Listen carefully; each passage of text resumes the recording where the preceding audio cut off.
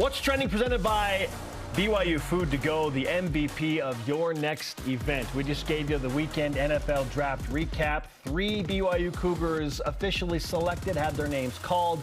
The other 4, well, they had their agents go to work, and they believe they have put themselves in the best positions as undrafted free agents, 7 total. We'll start with the 3 draft picks, Jarom. Yep. How do you like the fits of BYU's 3 draft picks? Blake Freeland to the Colts, Jaron Hall to the Vikings, and Puka Nacua to the LA Rams. Well, let's start with you calling your shot on Friday with the Vikings. This is what it sounded like. For Jaron Hall, and this is not a surprise if you've been following along with the show, I know the Minnesota Vikings are really impressed with him. They liked his attitude, his maturity. They have Kirk Cousins. I feel like Jaron Hall mentality and his even-keel nature is a lot like Kirk Cousins. You like that? I do like that. You like that? 158th pick overall, 5th round, Jaron Hall to the Vikings. You almost nailed it to the pick, which was pretty exciting. At one point, they had the 158th overall pick, but then a billion trades happened, and they slide down to 164. It was the most trades in the modern era of the draft. Which, by the way, he was the 12th quarterback taken in the first 5 rounds, which was also a record in the modern era of the draft. So pretty cool thing there. Okay, yes, Vikings. Let's break it down now that he's there. And you mentioned the Kirk Cousins things. Kirk Cousins, let's get specific. He is a free agent after this year. 1 season after guaranteed. this year. Yep. Nick Mullins is the backup. Mullins has played 24 games over the last 4 years, mostly with the Niners, 19 of them, 1 with the Browns, 4 with the Vikings, in some mop-up duty. So Jaron Hall comes into a situation where the guy could be out after a year. Granted, they're gonna either sign someone big coming in or keep going with Kirk, you'd think. But Jaron has a shot, yet there's sort of a veteran backup there, a guy who has played on a couple of different teams. So I think it's a nice scenario. Let's see what Jaron can do. And our hope for Jaron isn't that he starts immediately or even soon. It's that he can be on a team for a couple of years with the Vikings and then perhaps get an opportunity. And I would love, like, if he was just a veteran backup that was in the league for 6+ years, I'd be happy with that. Like, BYU needs, we don't need like a starter at every major position. I would love some longevity in that quarterback. I'd love to have a couple of guys in the league. Zach, be a backup, obviously, with the Jets. Jaron, be on the 53 week to week with the Vikings. Now we're talking. That'd be great. So I do like the fit a lot, given the situation with Cousins and now Mullen. Absolutely. I've spoken ad nauseum about the fit of Jaron Hall in Minnesota, and I just like Kirk Cousins because I don't think there's a less pretentious quarterback in the league anywhere. He's all about just like the work, and he's a family guy, and he's not a dude that really like seeks out the limelight and is going to cause problems. He's the farthest thing from a problem in his locker room. Everybody loves him. And so I just like that because I feel like I say all the same things about Jaron, like quiet confidence, right? I feel like when I'm talking about Kirk Cousins, that is Jaron Hall. And so I like the personality fit there and that he has an opportunity to learn from a guy who's been around for a long time, has played a lot of games, a lot of meaningful games. But, yeah, to your point, they only have 1 more year with Cousins as the designated quarterback, so maybe Kirk Cousins isn't in Minnesota when Jaron Hall hits year 2 and they go out and get somebody else. But great, then give Jaron Hall an opportunity to sit behind potentially somebody else, which I believe would be a veteran if they get rid of Kirk Cousins. And maybe in year 3 or year 4 he becomes Jordan Love and takes over the program when they ship out whoever, like the Green Bay Packers did with Aaron Rodgers. It'd be nice. Love was a first rounder, so they're expecting him to be the next guy, right? They're not expecting Jaron Hall per se to be the next guy. The real battle is with Nick Mullins. It's not with Kirk Cousins, right? It's to get in position where he could maybe become the backup. Granted, Nick is an experienced backup. He's played in 24 games in the NFL already. Yeah, I could not have handpicked. Literally, I did pick. I picked it. I hoped for it, and it happened. Yeah, it was the second best team he could have gone to, really. It was pretty good. Your Seahawks had plenty of opportunities. Well, in hindsight, they didn't even, pick a quarterback. At all. They have Drew Lock as a backup on a 1-year deal. They don't need clearly that's their next future. Year. Okay. Yeah. Blake Freeland to the Indianapolis Colts. He was, as I mentioned, the first BYU Cougar drafted, 106th overall. Yep. He went a little bit later than I thought he would. I thought he would go by the end of the third round. Yeah. But it was early 4th round. Yep.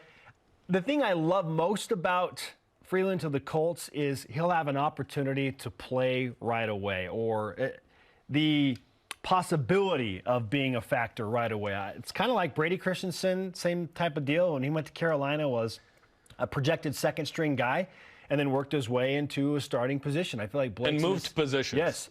So who knows what Blake's going to do? Maybe he is a guard at some point. I feel like it's in a similar situation. Yeah, at left tackle specifically, Bernard Raymond was a third-round pick last year who started 11 games for the Colts. So there's a guy that they think they've got moving forward, right? But we'll see. Injuries and ineptitude can change things, right? Who knows if they want him at guard at right tackle. He's not going to be the guy because Braden Smith is on year 3 of a 4-year deal worth $72 million. They've invested a lot of money in Braden Smith at right tackle specifically. But the Colts have always had good offensive lines. They got Jonathan Taylor. They build around the run game typically.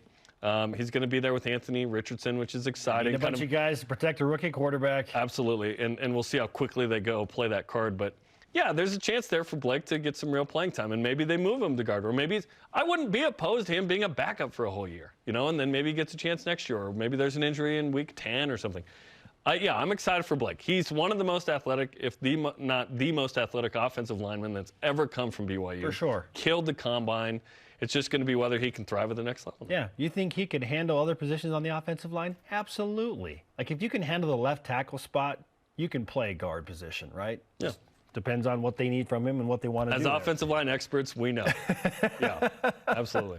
Okay, what do you think of Puka to the Rams? I love it. I love Fifth round. I love that they drafted him late in the 5th round. This was the surprise pick for me because I thought Puka was going to go in the 6th or the 7th round. It was a compensatory pick, meaning it was almost the 6th. Yes. Like those were extra picks based on different criteria, right? But he goes 5th round. I love the fit. Like how many picks in the 5th round? There were 42 picks. There were 32 teams. Yeah, the whole compensatory situation is always a weird technicality. It's very confusing. Yeah. Okay. But I love that it only took 13 picks after Jaron Hall to have Puka Nacua fly off the board. And I love the offensive mind and scenario that he's going into with Sean McVay leading things and Matthew Stafford throwing Puka Nacua the ball. The Rams social media account said it best. The playmaker, Puka making plays. Like, they clearly are in love with his skill set and his potential.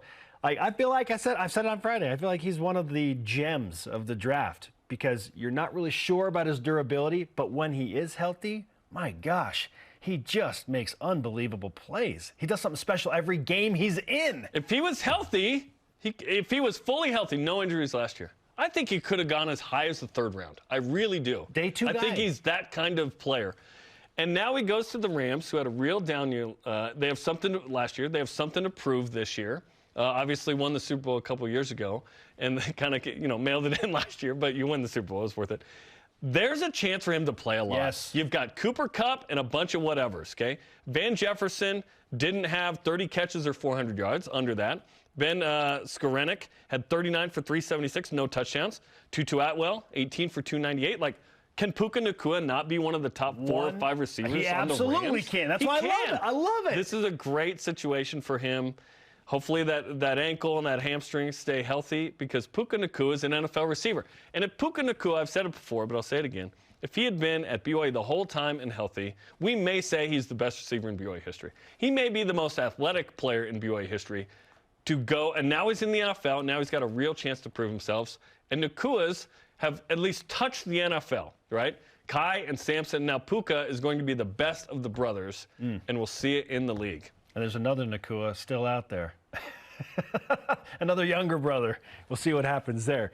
Hey, I'm excited to watch him line it up and help out. Cooper Kupp needs some help, man. Cooper Kupp needs help. Cooper's a baller, and as a Seahawks fan, I'm gonna obviously be watching every snap of 2 games a year. For Puka on the other side. So that'll be fun. You'll root for Puka when he doesn't play the Seahawks? Yes. Well, even when he plays the Seahawks. I just want the Seahawks to win the game. I want Puka to go for 10 catches, 200 yards, 4 touchdowns, but lose by 1. Well, and it's interesting that we're discussing wide receivers and BYU wide receivers because Puka wasn't the only wide receiver news over the weekend.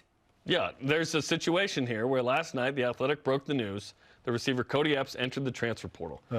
Epps was expected to be one of BYU's top weapons after a 39-catch, 459-yard, 6 touchdowns sophomore season. What's your reaction to the news? I was stunned. I really was. At first I thought, no way. And then I looked at the initial report that came out, and I was like, okay, this dude has, like, credibility. It was Max Olson. He's a national reporter. He's legit. I saw somebody else before Max Olson. Oh, gotcha. Okay. So I thought, what in the world? This can't be right.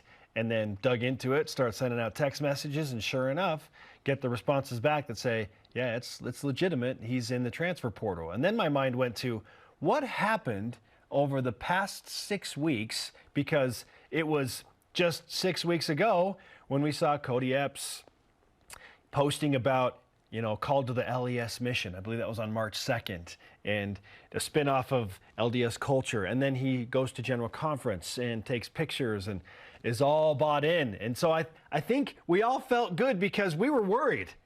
He's a hot commodity. We know what he brings. Bryce Young's top receiver in high school, who just went #1 overall as a quarterback, and thought, oh man, if we just get through this offseason, then we'll be okay. We thought Kody was in. Literally needed to get through one more day. The final day that you can do it without penalty, and he ends up in the transfer portal. So, that would lead me to believe that there is some life-changing money involved somewhere. Stephen Ashworth is like, it happens. Yes. Right? Name, image, likeness. Yeah.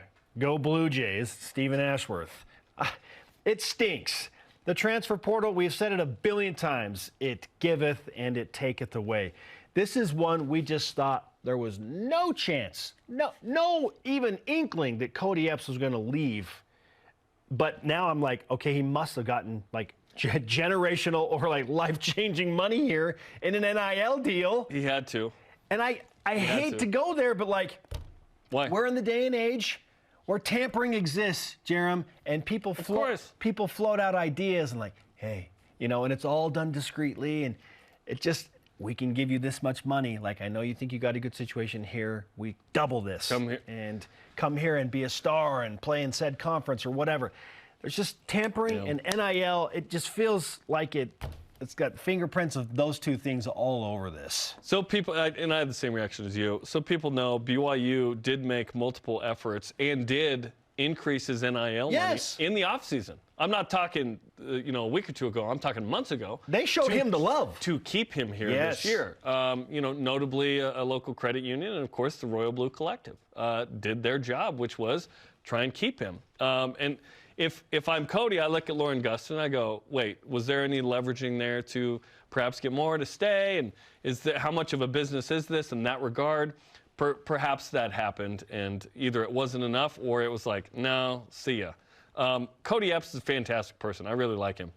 And I bought into everything he said. And I still believe that he feels that way about BYU. But there is a certain price to be paid that can change that. This is the day and age we live in now. There's always a price. Think about what you value the most as it pertains to, especially around here, perhaps non-religious things, right? How much would you be paid if offered to change a certain situation, right? Everyone's got a price. And that price apparently was met for Kody Epps, which is disappointing. I think he could have been a future NFL receiver from BYU. He certainly could still be an NFL receiver. And he was a huge piece of what was moving forward. I think he was one of the top 6 players going into this fall for BYU. And a real bummer.